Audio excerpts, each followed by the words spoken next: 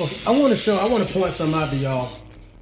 Something we should have all done from the start when we're learning how to deal with courtroom matters, legal matters, period.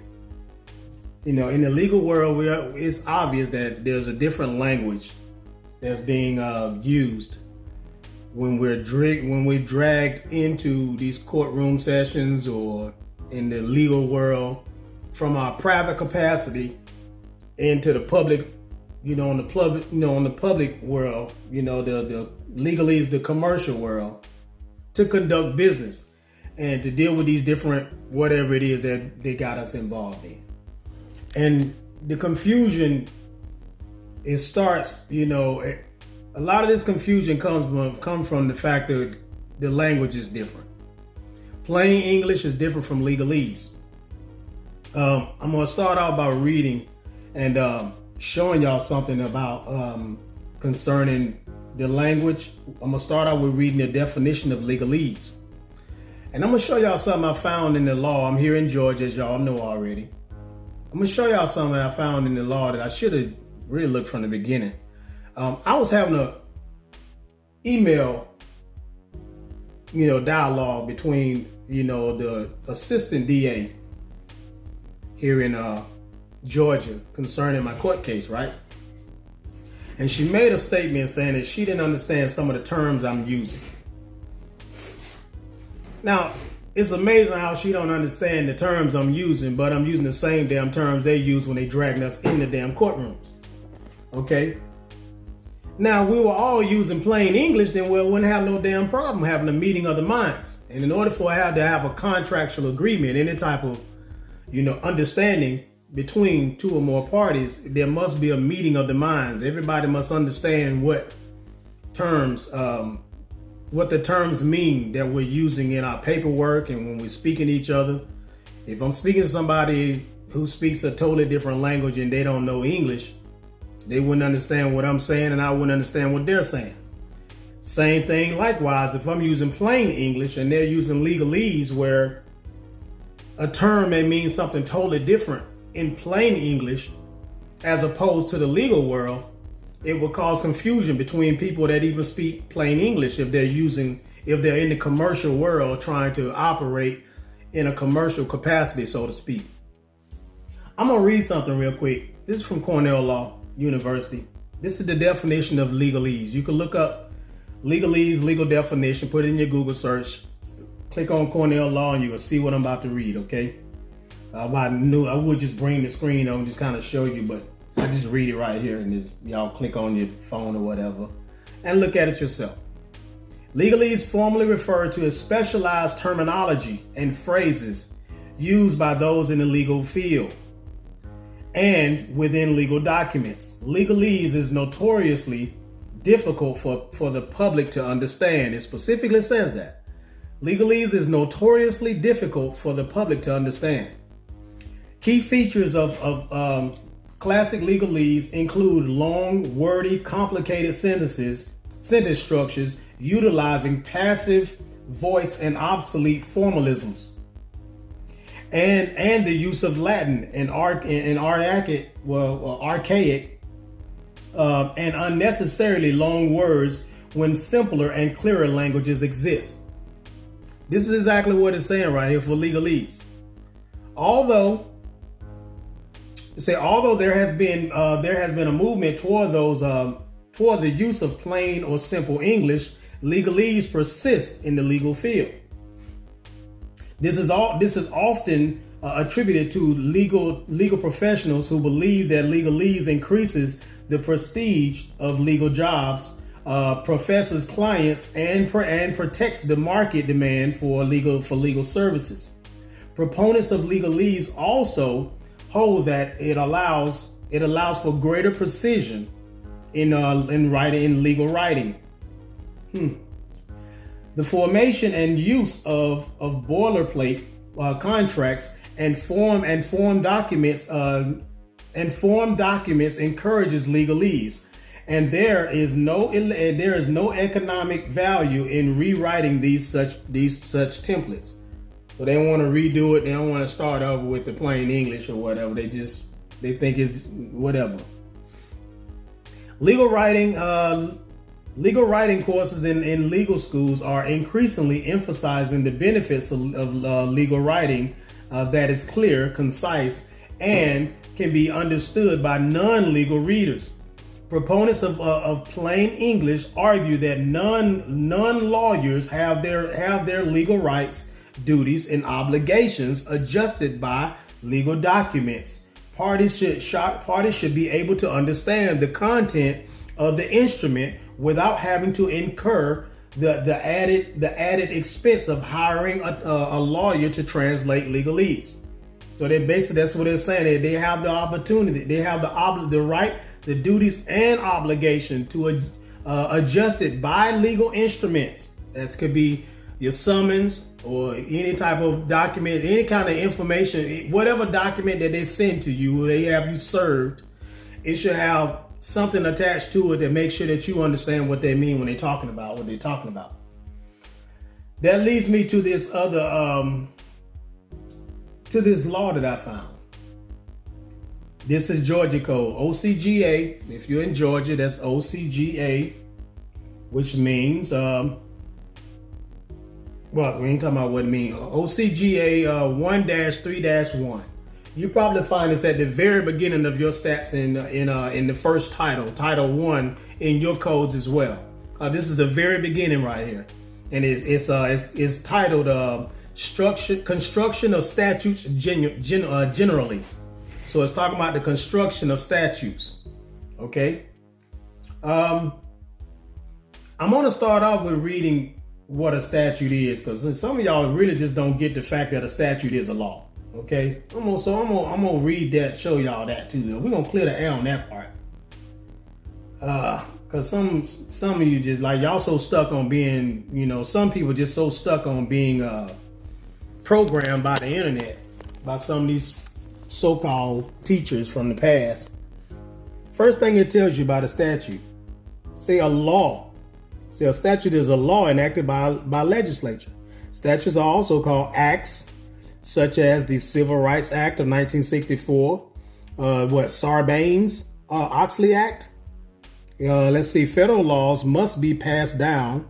Must be passed by the House of Congress, the House of Representatives, and the Senate, and then usually require approval from the president before they take effect. Say, as explained by the Library of Congress, enacted federal statutes are published multiple times. First, each individual individual law is published as a slip law. And then all of the slip laws for each session of the Congress are published together as session laws. Finally, all laws that are of a general and permanent nature are eventually compiled into the United States codes. See, and also the revised statutes of the United States. State statutes can be found through this list. I'll click on that later. Readers can also attempt to find state statutes organized by topics here. So you can click on that. You can do that on your own on Colonial Law. But the first thing it tells you that statutes are laws enacted by legislature. So we're gonna get that out of the air. If you see when they're talking about your state laws and you've been told that common law is the only law and you've been misinformed. We were all misinformed because I thought the same damn thing. Thinking that there's no injured party, it's not a law. It's got to be an injured party. No, you just keep on saying that, and that's why we keep getting railroaded, okay? But anyway, here we go. Because you got commercial law, you got equity law, you got the acts, you got trust law, we got the Uniform Commercial Code. All those things are all in the statutes. All of that is in there. Okay, you'll find all that in your codes, in your state codes. So don't think for 1 minute you can just pull out say for instance, what they call it, something about anyway, you can find any laws any laws you're talking about, any of these, you can find those things in your state statute. They address it. Okay, now back to my topic. Construction of statutes. I'm going to start reading right here, 1-3-1 in OCGA. Just say Georgia 1-3-1, or you can type in OCGA 1-3-1. That's the Georgia code. It says, in all interpretation of statutes, the court shall look diligently for the intention of the General Assembly, keeping in the view at all times the old law, the evil, and the remedy. Grammatical errors shall not vitiate the law. A law. It says, a transposition of words and clauses may be resorted to when a sentence or clause is without meaning as it stands. Part B, that was part A. Part B says, in all interpretation of statutes, the ordinary signification shall be applied to all words. Ordinary signification shall be applied to all words except words of art or words connected with a particular trade or subject matter. Which shall have the signification attached to them by experts in such trade or with reference to such subject matter. I want to pause and show you what signification means. It said a signification must be attached to them. Let's see, signification. Signification means the representation or conveying of meaning. This is why one of the reasons, if you look in all of any title you look into and you're studying your state laws, you'll find a definitions area somewhere in there, because by law they have to put in there what they mean when they use certain words, so you can now understand what you're reading, what they mean when they're saying certain things in the state laws. So there'll be a meeting of the minds when you're reading, you're studying this stuff. Part C. This is the part that kind of caused me to make this video, because this is going to be, there's some remedy in this one. If you know, you know. A substantial compliance with any statutory requirement, especially on the part of public officers, shall be deemed and held sufficient, and no proceeding shall be declared void for want of such compliance, unless expressly so provided by law. That's the remedy. Unless expressly so provided by law is what it says. Show this part to y'all. Part C right there. Say a substantial compliance with any statutory requirement. That means if they're complying with it. A substantial compliance with any statutory requirement. If they comply with it, it says especially on the part of public officers, shall be deemed and held sufficient. So if they comply with it, then it's sufficient. And no proceeding shall be declared void for want of compliance, unless, keyword is unless, expressly so provided by law. If you don't express it, they're going to do what the fuck they're going to do. Because you never said nothing about the fact that they never attached what they call as signification attached to them by experts in trade with reference to such subject matter. They're supposed to have in that section, in that document, when they're serving you something, and you don't say nothing about the fact that you don't understand the language. They never made it clear what these words mean in the paperwork. You just answered as if you already know. And so, and that's how they're able to play the game, because you never you never expressed. The key word is express, unless expressly so provided by law. But you never said anything about it. I'm going to read what it says. Some other stuff, I thought I'd go a little deeper, just looking at unless expressly provided by law. Unless otherwise expressly provided. I'm looking at, what's this, Ludwig? I never saw this one before, but I'm going to read it anyway. Show y'all something when I find this. And you do what you want to do with this information, okay? Here. I saw that unless otherwise expressly provided, say it is used to communicate what that the term of an agreement or contract are binding except as specified otherwise. Okay. Something else I found. Here we go. Expressly provided. Expressly provided means to communicate intention by using language which clearly states in specific details and not by inference or use of generalities. Say if the intention of a court order or spousal agreement was to express the former spouse's waiver of all rights to whatever those are, FSRDS and or PS benefits based on marriage to the principal, the order would not be accepted by DOS if such intention was expressed by using generic terms such as former spouse waives all rights to property acquired during the marriage. So basically, if they use certain terms and make it clear, they would have understood what was going on. Okay, let's see. Let me just see.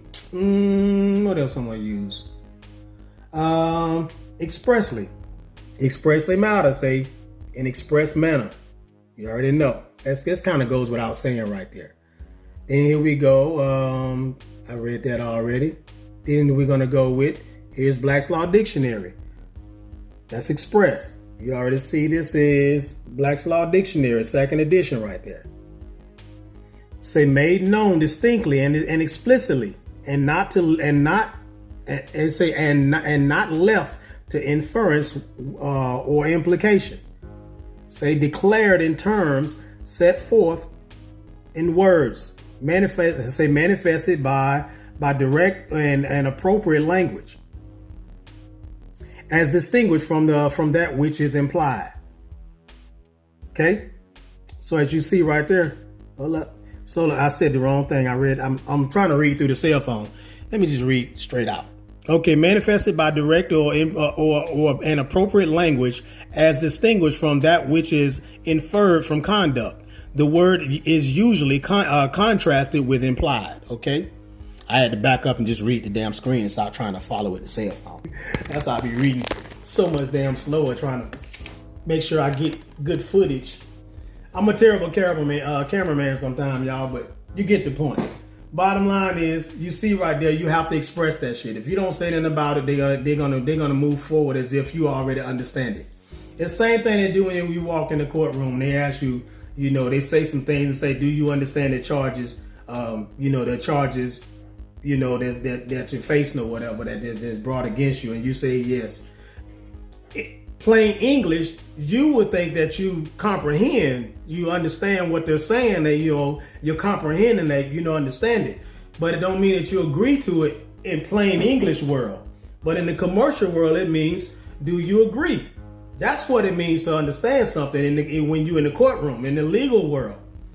And I'm gonna clear that up too, because a lot of y'all been taught that it means to stand under. Somebody's made that shit up and just said that shit and everybody runs with it. Understand, it means to agree. I'm gonna show you what it means. Some people, we don't look up words, we just go by what somebody damn said. Say, look up words, man. You can't just understand. Let me back up. Find understand. Why the hell my screen turned black? I don't damn know. Understand. I'm trying to find it. Hold on a second. Now even I stand corrected on something I just found here. Here we go. To understand this, as you see, this is Black's Law Dictionary 2004 version right here. Understand, to apprehend the meaning of, to know. Say the testator did not understand what he was signing. Okay, that's 2004 Black's Law Dictionary. What edition that is? I don't know what that is, but here we go. 1968 Black's Law Dictionary. Understand, to know, to apprehend the meaning of, to appreciate, as to understand, as to understand the nature and effect of an act. Okay, as you can see, right, you see it for yourself. That is the 1968 Black's Law Dictionary. Okay, here we go. 1910 Black's Law Dictionary. Understanding. I couldn't find understand, but I found understanding. Say in the law of contracts, This is a loose, ambiguous term unless it be accompanied by some expression to show that it constitutes a meeting of the minds of parties upon something respecting which they intend to be bound. See what I'm talking about? So they are asking that they're trying to have a verbal contract with you, a contractual agreement with you right there. Say, but it may denote an informal agreement. See, but it may denote an informal agreement or a concurrence as to its terms. Basically, trying to have they're trying to get you to verbally agree with what they're doing, and that's how you go up in there saying you understand. It don't mean you stand under their jurisdiction. You are contracting with them verbally by saying that you do agree. However, that further confirms the necessity of the laws that I just read to you. They have to make it clear what they're talking about when they use these terms, and by law they have to do that. But we don't never say nothing about it. If we never say nothing about the fact that they're using terms that we don't understand, and we just play the game and go along with it, and we don't call them out on it, then then whatever they do, any orders or whatever they try, whatever railroad they doing to us, they try to hold it as being valid because you never brought it up. If you don't bring it up, they're gonna move forward. They go with an implication that you actually understand it and you agree with it. So it's your job to make sure you bring that shit up. And so I thought I'd make this video to kind of help y'all understand the necessity for bringing this shit up when you get served paperwork and it's got words in there that you think you understand, you think you comprehend, and you really don't comprehend it. You got to automatically believe that you don't comprehend it because it's legalese. If it's in the commercial world, I guarantee you, it got some bullshit in there that means something that it don't really mean. Just like the name in all capitalized letters. Why is it styled in all caps? They're not going to tell you off the rip. Why is it styled like that? What does this name represent? Does this name represent the legal man, the living man, or is it a business entity? Is it an entity? They're supposed, by law, they have to tell you what these terms mean. But if you don't say nothing about it, they don't have to by law unless you bring it up. You know what I'm saying? They're supposed to by law because that's what it says the law. They're supposed to do it, but they can get away with it if you don't say shit about it. That's what I should have said. They can get away with it if you don't say nothing about it. You just let them do it and they just move forward because this is how we do it. And you raise no type of, you never say nothing about it. It says right here, it says no proceeding shall be declared void for want of compliance unless expressly so provided by law. If you don't say nothing about it, they're going to keep doing it. But getting off of here, y'all. I thought I'd make this video to help y'all understand that. You got to be willing to, you can't just let people just do shit and then you don't do shit back. Okay? You got to make sure you hold these jokers accountable. That's how I do shit. So I don't have a problem just bringing heat. So that's just me. Y'all hold it down. Emerald signing out.